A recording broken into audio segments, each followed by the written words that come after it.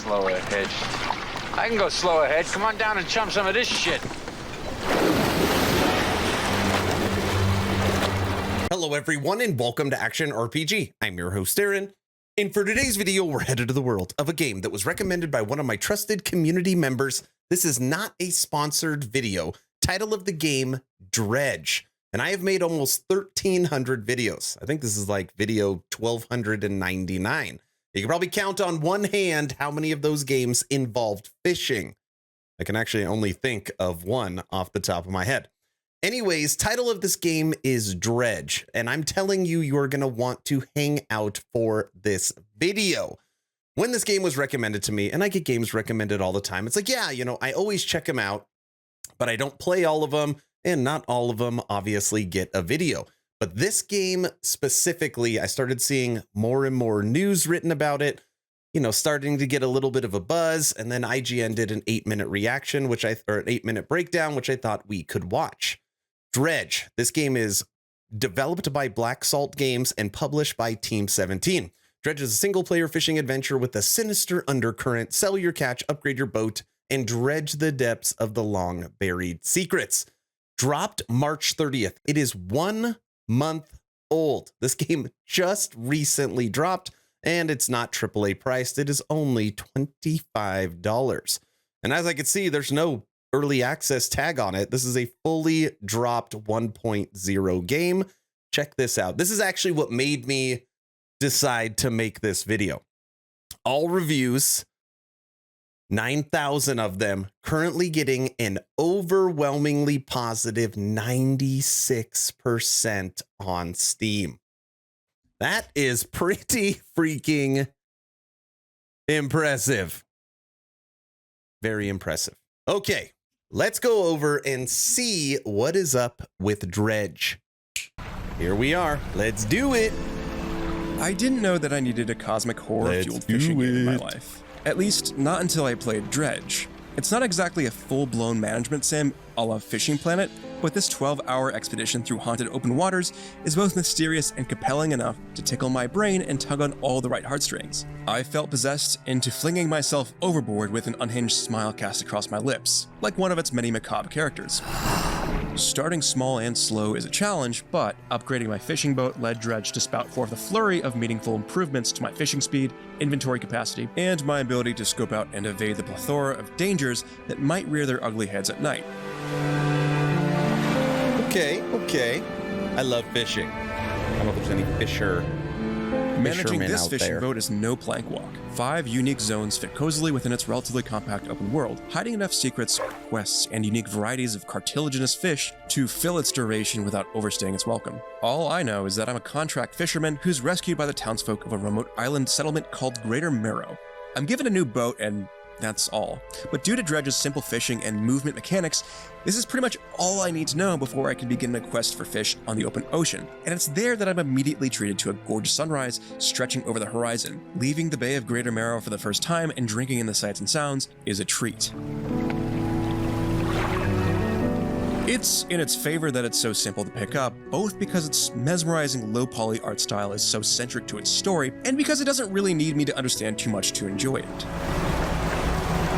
There's no combat to speak of, just sail around, catch fish, solve the occasional puzzle, and try to return home in one piece. Don't let the birds get ya. In fact, most of Dredge's story revolves around simple fishing minigames that just have you pressing the DualSense controller's square button in a specific rhythm according to directions on screen. You know, or whatever controller you're using. It's forgiving in that no matter how many times you mess up the prompts, you won't lose the fish, only in-game hours. I even had a friend momentarily take over my controller through the PS5's Share Play feature, and reveled in watching how quickly they were able to pick up the mechanics. Controlling your boat through tight spaces and navigating harsh waters is a breeze, since moving forward and backward and braking is as simple as moving the left thumbstick back and forth, side to side.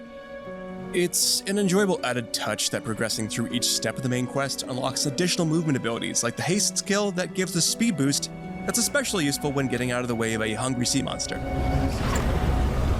But it comes with the risk of destroying an engine and damaging your hull if you don't give it intermittent rests.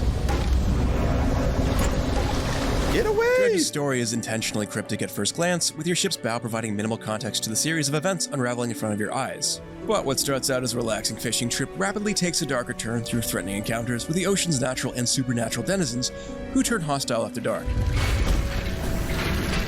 This tension is fleshed out through genuinely interesting and well-thought-out dialogue with townsfolk between quests, and the broader story's concealed undercurrents are cleverly pieced together in bottled notes found amidst the waves.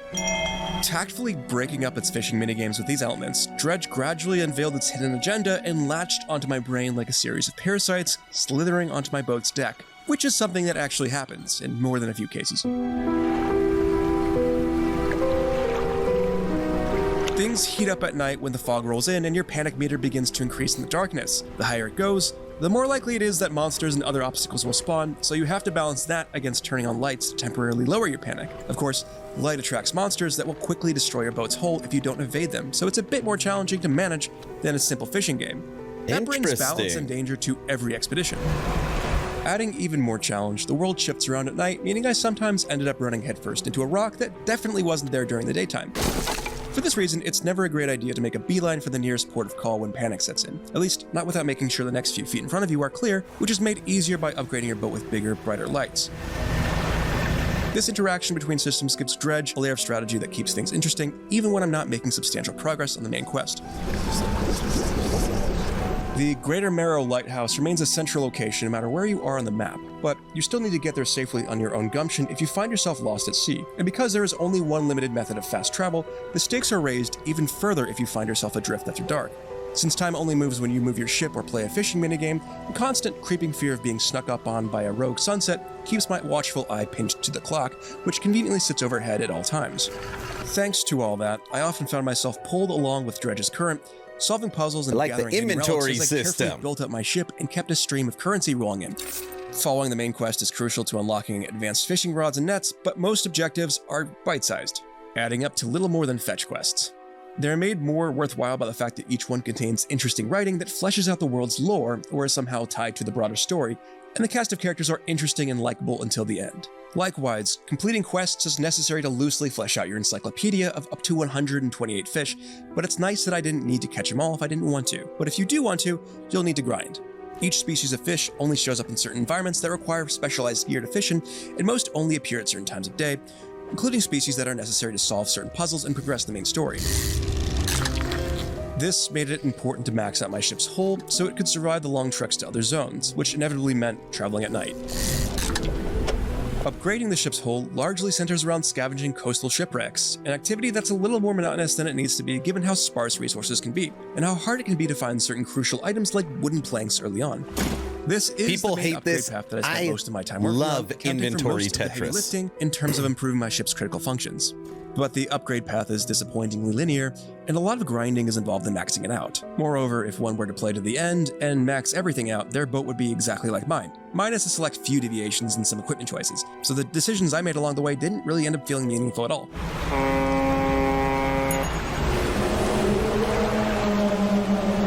It My needs tugboat visual is as fragile as it differences. looks, meaning it only takes a few collisions, even small ones, to send me back to the dock where I most recently set sail.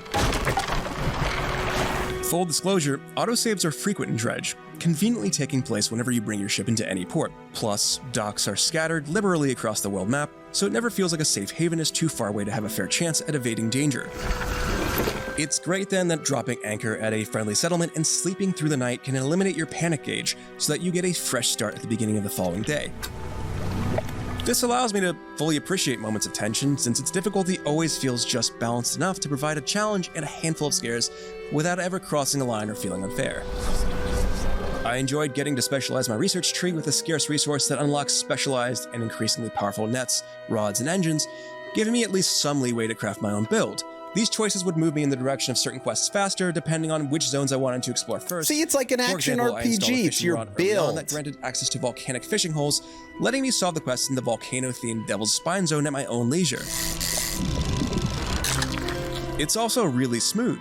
I can't think of a single moment I ran into a bug or a crash in my entire 12 hours playing Dredge. Then this might be the first game in recent memory that I'm able to say this about. On the PS5, the DualSense controller emits satisfying pulses of feedback in response to the motion of the ocean, and even with a basic soundbar, the ambiance makes a strong impression. What's that back there? Swim away! Dredge erupted out of left field as 2023's most unforgettably creepy fishing simulator. Without spoiling anything, the slow dive into Lovecraftian horror intermingles with subtle elements of seabound thrillers like Jaws and Moby Dick. And yet, despite its twists, its fishing and sailing mechanics are simple enough to be relaxing, just as long as you don't stay up past dark. Its colorful graphics, intelligent story, and seafaring sound design are alluring, but calling it a management sim betrays how simple and approachable it is, though it may still not excite anyone in search of abyssal depths. Its world map, upgrade tree, and story offer more than enough interesting decisions of their own to make a 12-hour fishing expedition feel concise. At the same time, a lack of combat, meaningful customization gives little weight to its excessive grinding, and these are clear opportunities for improvement on the next voyage. For more, check out our reviews of Mighty Doom and the Mage Seeker: A League of Legends story, and for everything else, stick with that. Stick with IGN. I normally don't like IGN, but for this one, it is totally fine seeing what their impressions are of Dredge. When I see a game like this, I always think like, this would be a fun MMO. All the little fishing boats out and riding around, and you actually have like a build that is your boat. That actually seems like fun. Okay, am I gonna play Dredge? Yes, I love games like this that has some build, has some creepiness to it, and a game that I could share with my family. I could see my kids getting into this. We do fishing and camping and things like that, and I think it would be a lot of fun. Thank you to the community member that recommended this to me. And again, this isn't a sponsored video, so I'm just making this because I think it's worth it. I want to know your opinion. What do you think of Dredge? Are you waiting for D4 and maybe this little boat game could take up your time? Let me know your thoughts in the comment section below. 2 asks at the end of this video. Ask number 1. I'm hoping today is the day I have earned your subscription. Hoping today is the day you make the decision to push that little red button. I would really appreciate it, but of course, only if you think I deserve it. Ask number 2, check out my Patreon. Thank you to the first 63 members that have signed up. Become an instant ARPG VIP and get Patreon exclusive content at the first link in the description. We have a weekly 1-hour bonus hour podcast on YouTube. That is for Patreons only. We have a VIP section on our Discord. You get a special title. You get the ability to live stream audio and video with me weekly. Chance to win custom merch. Lots of goodies. First link in the description. It is the best way to support me moving forward. That's all I've got. Dredge. Hopefully you're entertained or at least learned something. Aaron, out.